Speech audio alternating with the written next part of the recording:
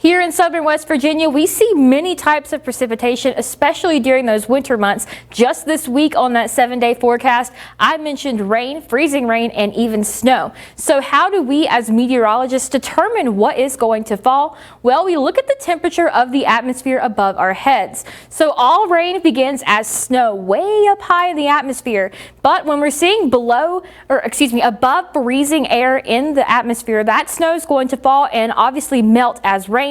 And with that warm weather down here at the surface where we are, we're going to be seeing everything as rain. This is what we are all very accustomed to, as this is our most common precipitation type here in the Mountain State.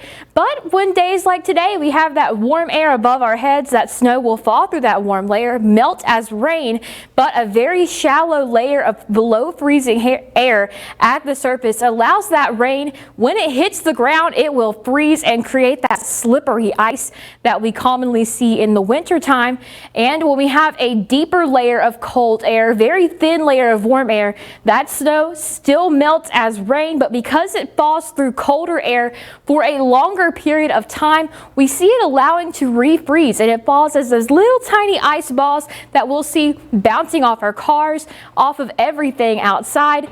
And that is sleet. And of course, when we see that cold air across the entire column of the atmosphere, no warm air, that warm air right here, commonly referred to as that warm nose, we don't have that here. And that's when we see snowfall, and that is that white stuff on the ground that will often accumulate by several inches. So travel impacts: sleet versus freezing rain. Sleet is when you get that black ice. So when you encounter black ice, keep your steering wheel straight. Do not hit the brakes and take your foot off the accelerator to slow down. When we see sleet on the roads, that little pellets of ice, they allow for more friction. So when you hit the brakes, you aren't going to be sliding around as much as you would with black ice. So that is our common precipitation types in the wintertime here in southern West Virginia.